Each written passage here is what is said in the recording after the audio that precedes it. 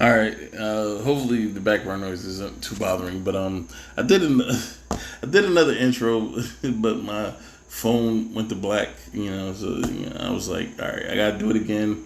Go check this guy's channel out.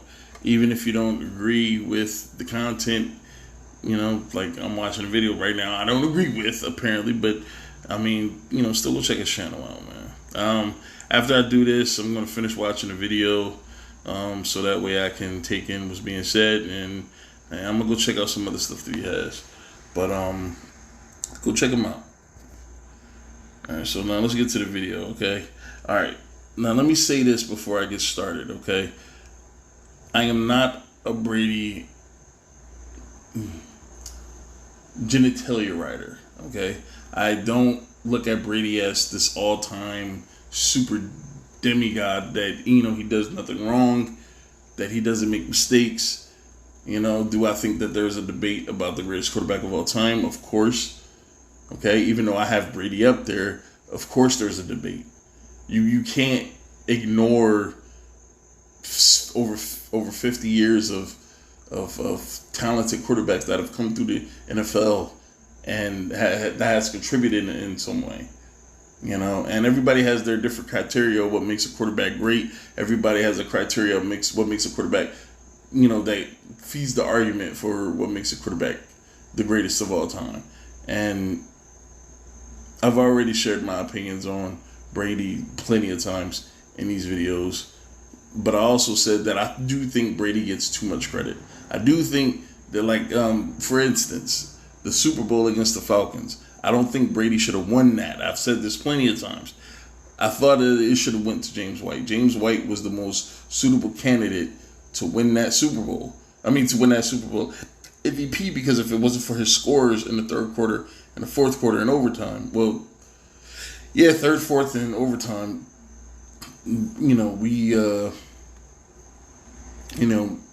Brady wouldn't be in a position to. I'm not gonna say Brady wouldn't have been in a position. I'm gonna say it helped tremendously to have that kind of effort from James White. And James White has come up big, just like so many other players have come up big. But one of the questions I have before I start this is, when did system quarterback become such a dirty term? When did it become this poison? Like, whenever you're talking about a quarterback, the moment you throw system quarterback in there, it's like any fucking potency in their career is just thrown out the window. Joe Montana was a system quarterback. I believe, I can't say that about him. Drew Brees, I believe, is a system quarterback. Trying to think of some other ones. I could say Dan Marino was a system quarterback. I could say it, but what I define a system quarterback is to be is when you're in an offense that is designed to do what it is that you do best. Okay? It is designed to do what you do best. It utilizes your strengths. Now, I've all right, let me just say this. When I was a kid, I had ADHD.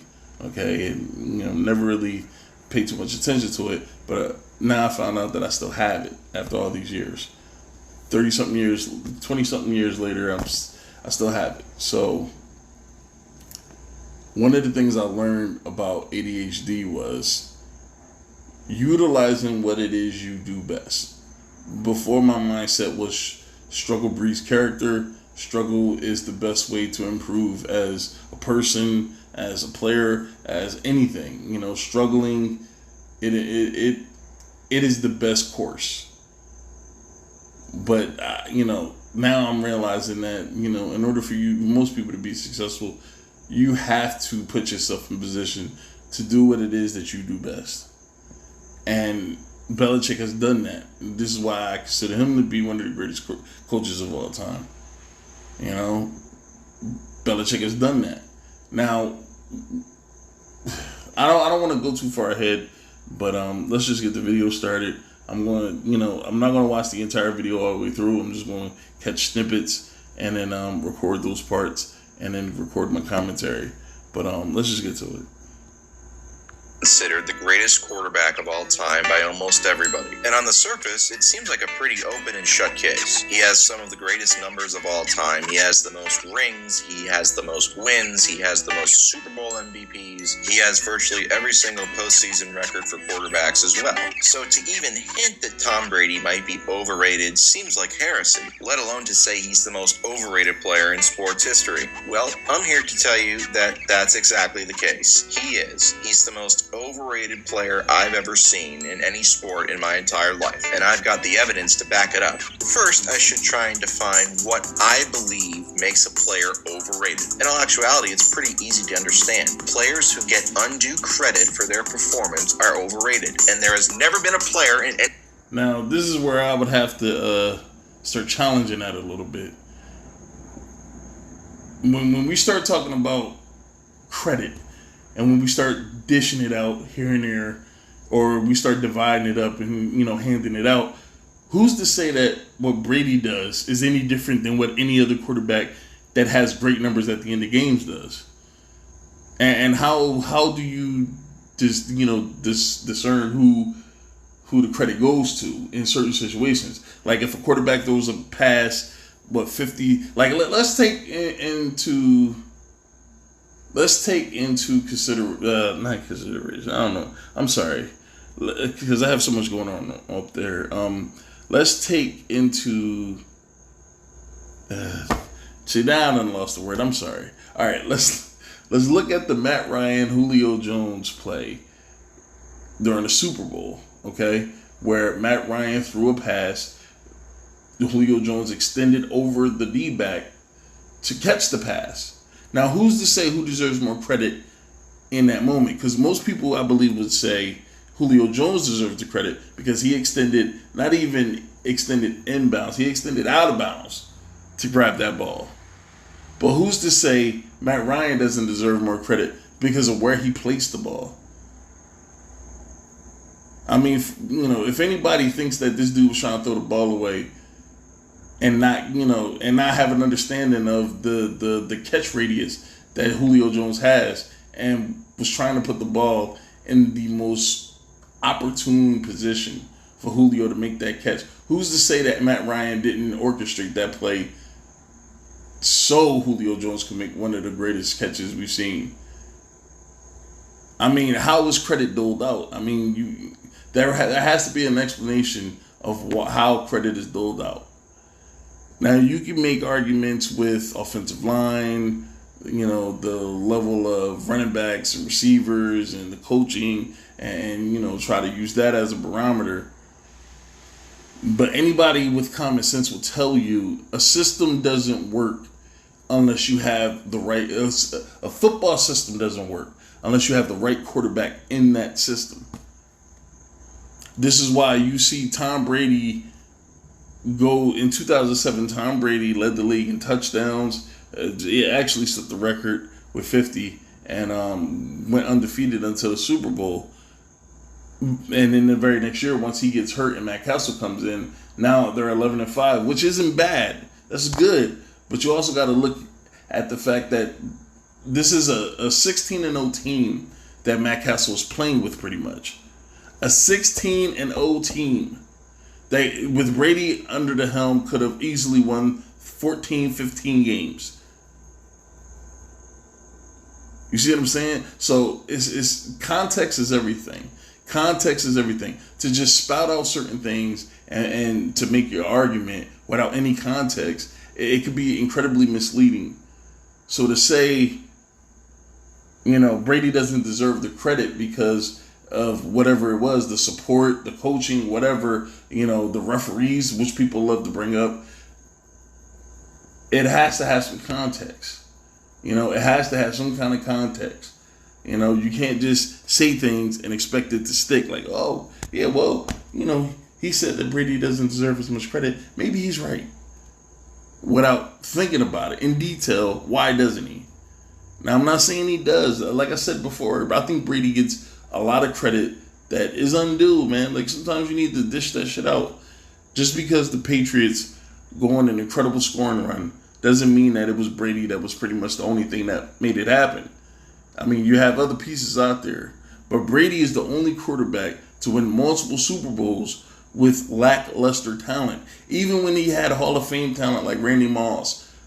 Even when he had borderline, like all-pro talent like Wes Welker. I mean, Brady wasn't winning with those guys. Brady was winning with the Troy Browns, the David Pattons, the Julian Edelmans, the Danny Amendolas. Like, he's winning with these guys. He's winning with these guys. So, let's go. Fucking sport that has gotten more undue credit and praise than Tom Brady. I don't know if you know this or not, but Tom Brady was picked in the 6th round. Isn't that crazy? Well, not really, because he's not very talented. He has no elite physical skills. He doesn't have a strong arm. He's definitely not athletic. In fact, he put up one of the worst combine performances ever for a QB. Gee, it's another guy taking the combine way too seriously. And I've said this before, the combine doesn't mean shit. It means nothing. The only thing that it does is measure your athleticism. Okay? That's all it does. It doesn't mean shit. This is why when teams take the combine too seriously and they draft based on combine performances, they usually make, in like 10 years, they usually wind up making some of the worst drafting decisions in the league. Okay? The combine means nothing. Oh, Brady had one of the worst performances. He looked so stupid out there. This tall, lanky, ostrich-looking like he's just running all weird, and he just looks strange out there. He looks like he doesn't need to be out there. Brady is one of, if you want to talk about athleticism, if you want to talk about toughness, Brady is one of the toughest quarterbacks I've ever seen. His ability to stand in a first of all, Brady has the greatest pocket presence I've ever seen from a quarterback. Okay? The greatest pocket presence. And what I mean is, when the defense is bearing down on his ass, he has a knack for getting out of it with his footwork. Phenomenal footwork. Ask Kobe Bryant. Footwork is everything. Okay? Footwork is everything. He has phenomenal footwork. Okay? But his ability to take hits. I've seen Brady take some vicious hits and get right back up excited, like congratulating the defense and everything, man. Congratulating the defense and everything. Bro, 40 times aren't everything. And people make fun of Brady not catching that pass in the Super Bowl, but then Nick Foles caught the pass. It's not his job to catch passes. Sure, if the players run, you want to execute it as you. That was the first time I've ever seen a pass play thrown to Brady in the Super Bowl. Okay? It doesn't happen very often. Not even in the regular season does it happen very often, if it happens ever. So you're talking about you ran a play that is extremely rare in your system, and you expect your quarterback to go out there and execute that shit perfectly. It was a 50-50 toss-up. Who's to say he would have caught that? Who's to say the next time he ran that pass in that game, he wouldn't have caught that pass? People make fun of Brady's athleticism because that's low-bearing fruit. That's low-bearing fruit because we all know that he's not athletic. And I remember people's arguments for why they thought he wasn't the greatest quarterback ever was because you look at Aaron Rodgers, you look at Joe Montana, you look at Steve Young, and they could move around in the pocket, and they could do this, and they could do that, and they could do this with the football, and they could do that with the football. They could run outside the pocket, and they could throw on a run like Patrick Mahomes can, and they use that as a barometer to trash Brady. Okay? Weakness is a weakness, and I understand it. You want to use it in an argument. That's fine. But when we're talking about quarterbacks, 40 times isn't important. You look at Michael Vick. Michael Vick is, in my opinion, the fastest quarterback I've ever seen, next to a random Cunningham. Like, Lamar Jackson maybe. I don't know. I don't want to get into who's faster, Lamar or Michael. But Michael Vick was one of the most impressive quarterbacks when it came to scrambling. His arm really wasn't really impressive. Okay, he had a really strong arm, but the dude's accuracy was shit. Okay, his accuracy got better once he got to Philly, But that's when he became more of a pocket passer and not as much of a scrambler. Quarterbacks see the most success when they stand in the fucking pocket. Okay? When they stand in the pocket. Watch Lamar Jackson. I said this all season while this last season happened. I said teams are going to learn what he does and they're going to shut it down and force him to do something different. And we saw that in the playoffs. Okay? But when you have a quarterback that can stand back there and pretty much dissect your defense with just passing the ball, I'm telling you, mobile quarterbacks are this is a phase right now for the NFL. This is a phase, okay? This is not something that's going to last long because mobile quarterbacks don't last long. The shelf life for a mobile quarterback is about 4 or 5 years before the injuries start to pile up. Before all those hits that they take start to come back on them. Okay? You have a better chance of being a pocket passer. This is why Russell Wilson he's not even I don't even consider Russell Wilson to be a mobile quarterback.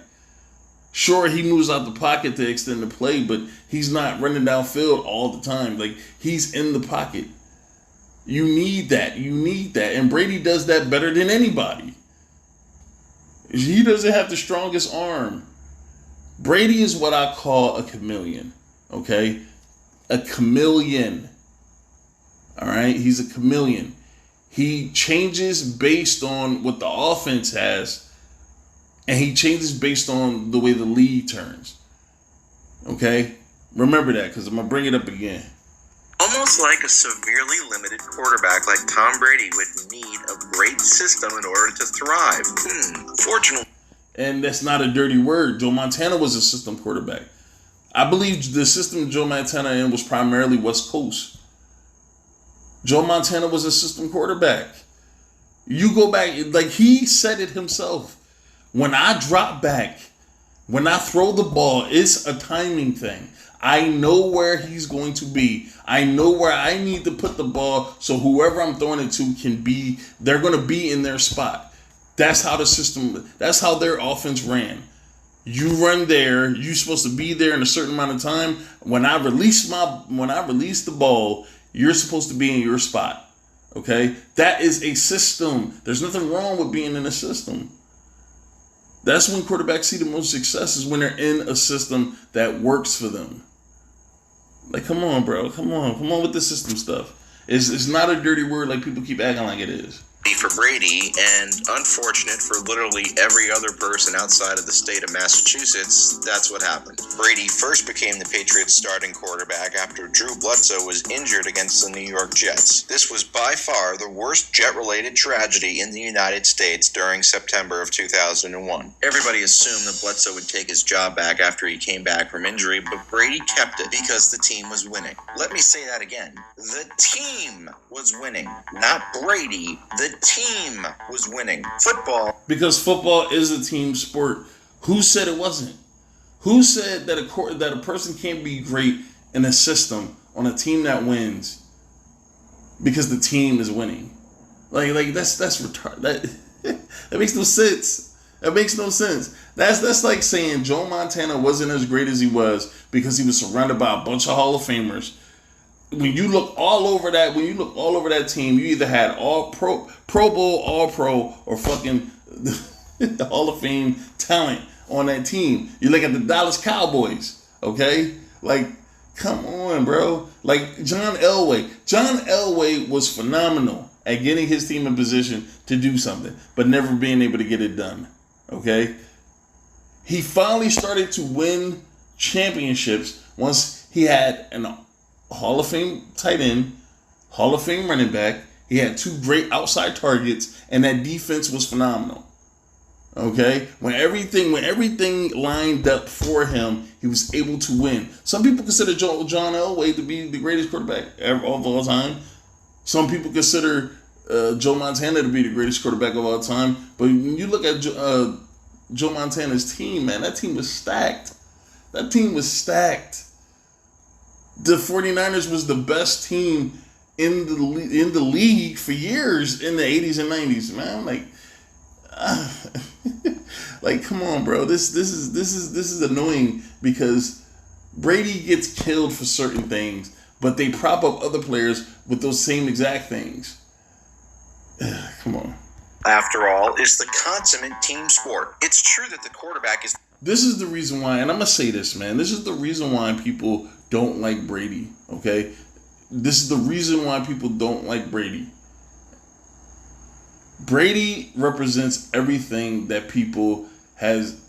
Brady represents the anomaly to everything that people have believed for a very long time, which is the most talented, the most gifted, the most special. Those are the ones that reap the rewards of whatever it is. The average, the above average but not really special, they don't really shine, or they don't really produce the same amount as somebody who has God-given ability. Okay? He is the buffer. He's the buffer.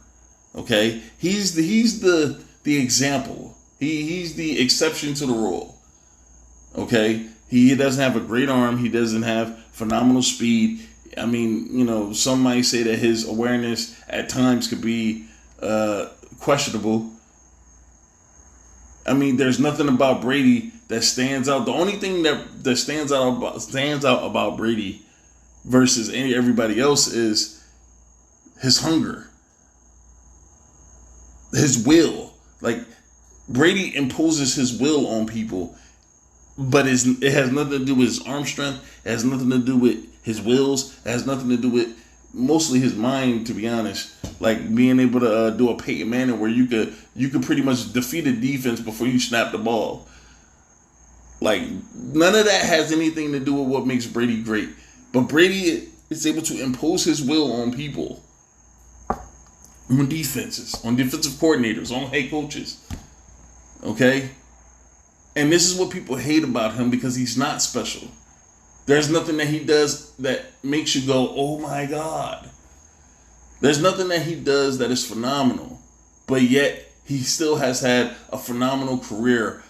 There has to be a reason. There has to be a reason why this dude is winning. There has to be a reason why this dude puts up the numbers he puts up. There has to be a reason. And this is the question that's going on in their mind. What's the reason this dude is so good? Because he's not even that talented.